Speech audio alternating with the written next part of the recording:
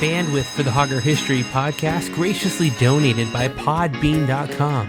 Podbean, thousands of free podcasts to listen to and enjoy, or start your own today at Podbean.com.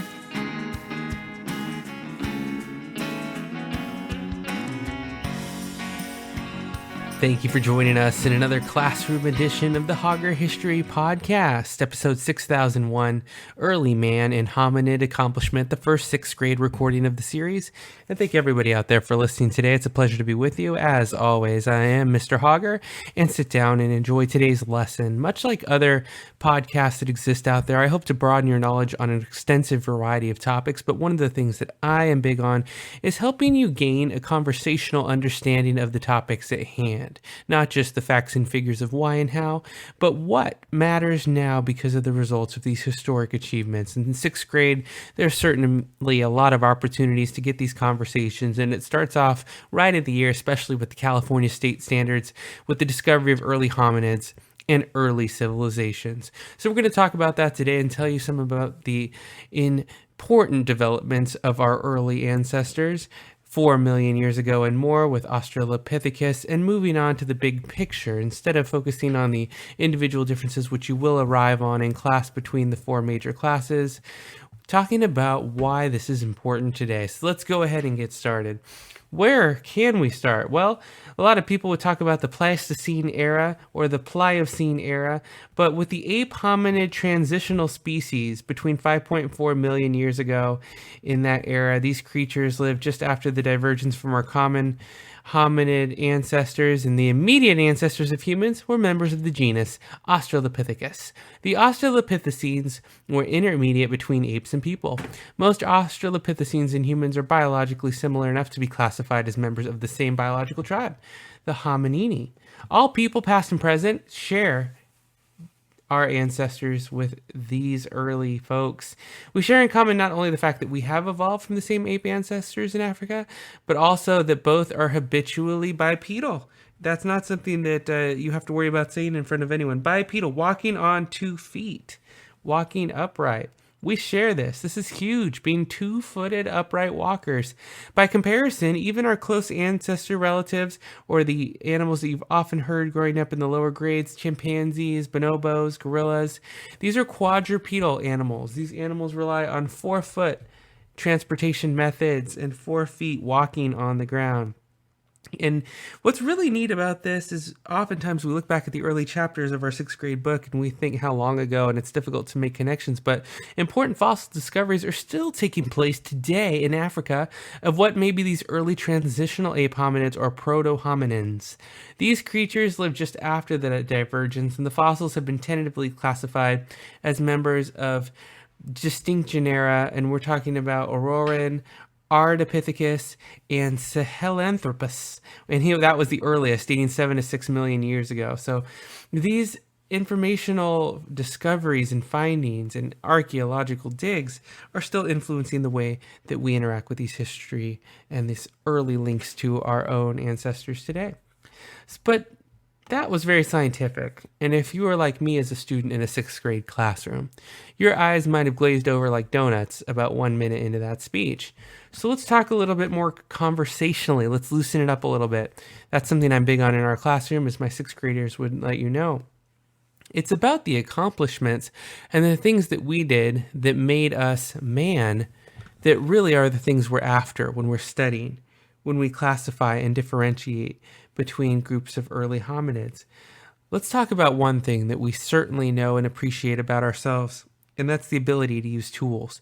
Stone Age tools were made better as time went on. They innovated.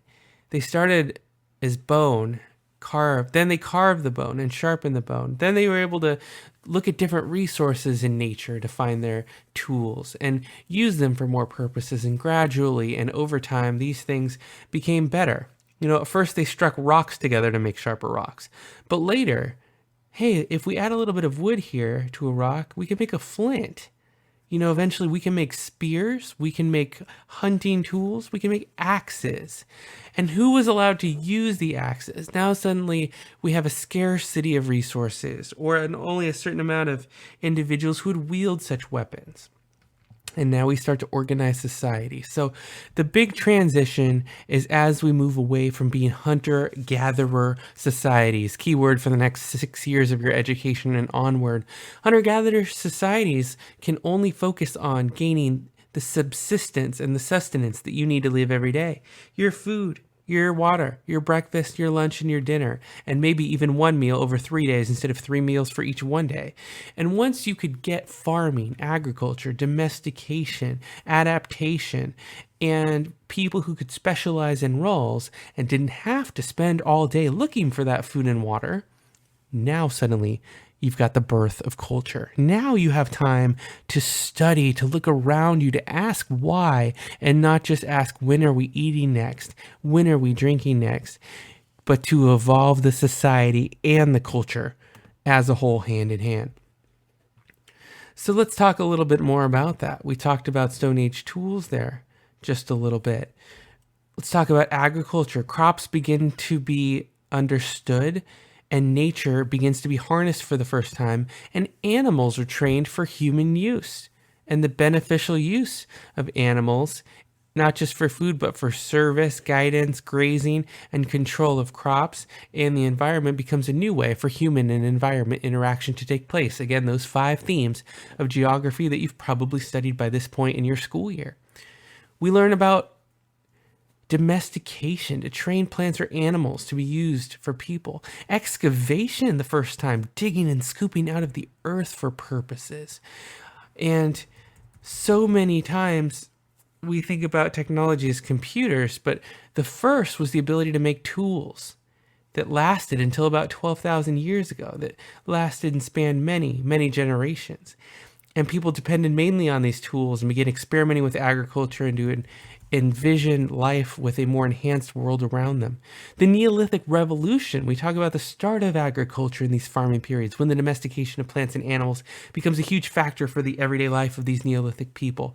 The nomadic tribes that would have no permanent home but move from place to place in search of food, water, or pasture and start to settle down. Once you have farming, you start to have surplus. Once you have crops, you start to have extra that you don't immediately need for food, that you can store, you can give, you can donate, you can share, you can trade. Economy starts to pop up, specialization, doing one thing well because you have time and there is ability for people to start careers, and so many artifacts that were left behind that give us clues to all of these very important developments.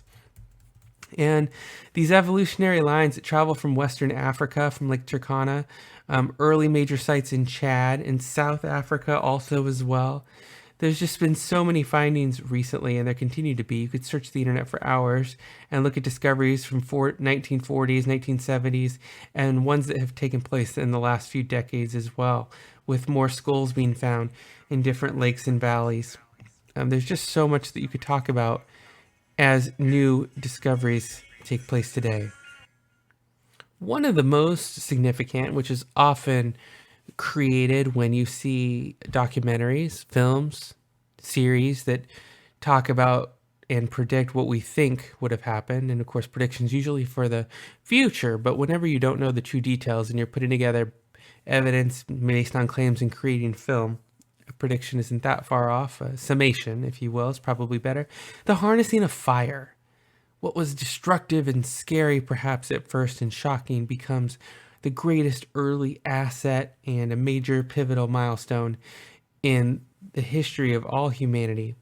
And one of the things that makes us truly human is being talked about today in the advent of Netflix, with a lot of people watching the documentary called Cooked, say that that is a significant feature that makes us human, the fact that no other human or animal or mammal around the world bothers to prepare and cook their food the way we do, and even the thought of eating raw food for many is strange now, even though, as early man would have attested to, this would have been the way it was done. But we start to evolve, and a whole system of how we live and why we live the way we live, and the telling of our tales in culture and cave paintings are still being discovered and appreciated and studied today. So as you study early man, what is it that makes you most interested? Tell us about it in an email. Send it to haugerhistorypod@gmail.com. You can also follow us on Twitter @haugerhistorypod. Got a subject that's currently weighing you down in your books and studies? Struggling for a quiz coming up? Email us your topic at haugerhistorypod@gmail.com, and we'll do an episode on it here, and we'll review it in our classroom environment as well. We hope your learning is going well wherever you are. Take advantage of the resources that are out there, and it is a tremendous world, so go check it out in person. Make a trip. Make a field trip and enjoy the beautiful and wonderful world around us. This is Mr. Hauger for now, wishing you a happy Labor Day 2016, a happy 6th grade year, and a happy study of this wonderful social that we all live in and call Earth. That's great, and that's another episode of the Hauger History Podcast. Look, it's about time for us to wrap up. Don't forget to follow us at Hauger History Pod on Twitter and email at haugerhistorypod@gmail.com. Don't forget that Danny Hauger music is also available on iTunes and Amazon, so if you're looking for some instrumentals to study, why not try the Songs to Wake Up To album on Google Play. And I don't know why, I almost forgot the name of my own music. That's key that it's time for me to take some Labor Day rest as well, folks. So enjoy the day, everybody, and we'll talk to you soon. Thanks for listening to the Hauger History Class Podcast. We'll see you next time.